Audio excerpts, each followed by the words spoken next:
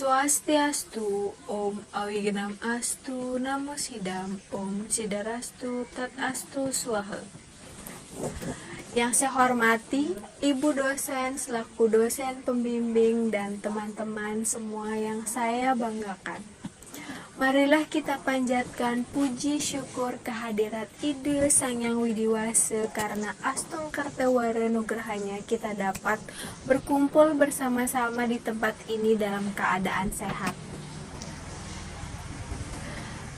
Dalam kesempatan ini saya akan menyampaikan sepatah dua patah kata tentang cinta dan kasih dalam Hindu. Umat Sedharma yang saya banggakan sudah menjadi kata yang terpadu antara cinta dan kasih. Tentu makna cinta lebih dalam daripada kasih. Dalam mengasihi sudah terkandung makna mencintai. Cinta adalah perasaan pada kesenangan, kesetiaan, kepuasan terhadap suatu objek. Sedangkan kasih adalah perasaan cinta yang tulus lascarya terhadap suatu objek. Kenapa dalam mengekspresikan sikap ini kita selalu menggunakan gabungan kata cinta dan kasih? Pertanyaan ini menjadi menarik ketika seseorang baru saja sampai sebatas cinta. Lalu apa yang menjadi kebutuhan yang lebih tinggi lagi daripada cinta? Dapat dipastikan jawabannya adalah kasih. Ternyata perbedaannya terletak pada kesanggupan dan kemampuan memahami hakikat cinta dan kasih. Adapun yang menjadi objek dari cinta kasih itu adalah semua ciptaan Sang Yang Widiwasa, Tuhan Yang Maha Esa. Ciptaan Tuhan dapat digolongkan dalam tingkatan sesuai kemampuannya, yaitu Eka Pramana, ialah makhluk hidup yang hanya memiliki satu aspek kemampuan. Yang kedua ada Dwi Pramana, ialah makhluk hidup yang memiliki dua aspek kemampuan berupa bayu dan sabda, seperti hewan atau tumbuhan. Tri Pramana ialah makhluk hidup yang memiliki tiga aspek kemampuan berupa bayu, sabda, dan idep, seperti manusia. Untuk dapat menghayati lebih luas lagi ajaran cinta dan kasih dapat diwujudkan dalam interaksi sosial religius, yaitu antara sesama manusia, antara manusia dan dengan alam lingkungan, dan antara manusia dengan Tuhan Yang Maha Esa. Ketiga hal ini dikenal dengan istilah Trihitakarana. Umat Sedharma yang berbahagia. Adapun yang mendasari cinta kasih adalah ajaran yang menyatakan bahwa aku adalah kamu. Inilah yang sering disebut dengan Tatuam Asi, yang dinyatakan dalam kitab Candogya Mandala 6 Sukta 14 Mantra 1. Umat Sedharma yang saya banggakan, Cinta kasih bukanlah sekadar penghias bibir atau buah bibir yang berbunga-bunga, akan tetapi sebuah realita yang tulus lascarya tanpa pamrih. Sesungguhnya bagi siapa saja yang telah mencapai tahap ini dapat dipastikan kehidupannya semakin tentram, tenang, damai, dan bahagia. Cinta kasih yang tulus lascarya memberikan dampak yang sangat fundamental dalam memberikan arti dan makna kehidupan yang akan datang. Dimensi waktu yang lampau, yang sekarang, dan yang akan datang merupakan perputaran cakra kehidupan yang harus dilalui dengan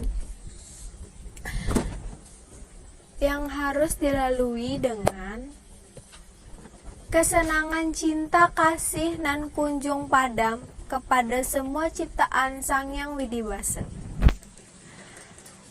Dalam Badarayaka Upanishad Mandala 1 Sukta 4 Mantra 10 dinyatakan Aham Brahman Asmi, yang artinya aku adalah Brahman atau Tuhan.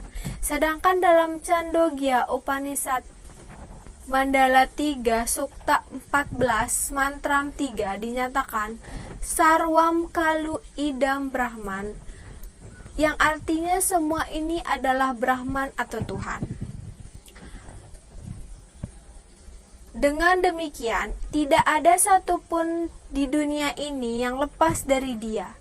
Menyadari bahwa asal dan tujuan kembalinya semua yang ada di dunia ini adalah sama, maka tidak ada satupun yang di dunia ini memiliki kekuatan hukum yang abadi kecuali Tuhan atau ide Sang Yang Widiwasa. Yang berbeda hanyalah jasad materi yang sewaktu-waktu bisa berubah atau tidak kekal. Lalu apa yang harus dibangga-banggakan yang mengarah pada kerusakan perdamaian, kerukunan dan ketentraman, kebahagiaan dan kesejahteraan umat manusia di dunia ini? Sejatinya, kebanggaan sebagai umat manusia yang religius karena berbudi luhur dan berprestasi, mengekspresikan kebanggaan hendaknya dengan arif dan bijaksana serta menampilkan simpati. Hal ini hendaknya menjadi percaya kepada Tuhan sudah termasuk di dalam cinta dan kasih kepada sesama manusia dan cinta kasih kepada alam lingkungan. Umat sedharma yang saya banggakan, untuk mencapai keseimbangan cinta kasih dapat diwujudkan dalam hubungan garis vertikal dan horizontal. Terlebih lagi, memasuki abad modern dan global dibutuhkan pemikiran secara arif dan bijaksana. Di satu sisi, dituntut bersikap rasional, namun di sisi lain masih diperlukan curahan emosi spiritual terutama dalam hubungan manusia dengan Tuhan sebagai Maha Pencipta alam semesta beserta isinya. Dalam Yajurveda Sukta 32 Mantram 8 dinyatakan Saata Protaska Wibu Prajasu, yang artinya Tuhan terjalin dalam makhluk hidup yang diciptakan. Umat sedharma yang saya cintai, agar semua bersatu dan menyatu dalam tujuan yang luhur dan berbicara dengan sopan, semoga minuman yang engkau minum bersamaan dan makanan bersamaan. Konsep hubungan garis vertikal dan horizontal juga berlaku dalam kehidupan keluarga agar mencapai satu tujuan luhur, yaitu keharmonisan, ketentraman, kedamaian, dan kebahagiaan bersama. Kebersamaan yang begitu menonjol dalam kehidupan keluarga inti menjadi paramentar ke tingkat kehidupan keluarga yang lebih besar dan kehidupan sosial kemasyarakatan. Umat sedharma yang saya sayangi, mari uraikan dari uraian tadi dapat disimpulkan bahwa ajaran cinta kasih adalah bersifat umum dan universal. Dalam perspektif Hindu, ajaran cinta kasih dapat diwujudkan dalam hubungan garis vertikal dan horizontal yang dikenal dengan Trihitakarana. Cinta kasih dapat diwujudkan apabila manusia memahami secara sinergi antara perasaan, emosi spiritual dan sikap rasional yang dilandasi dengan ajaran Tatwam Asi. Sarwam Kalu Idam Brahman, Aham Brahman Asmi.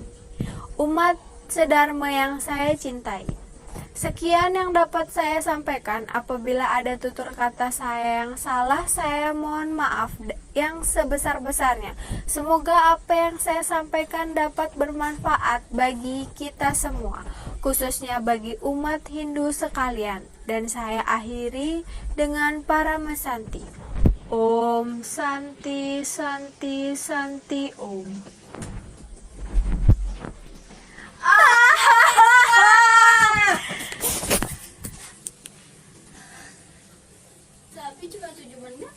Astaga.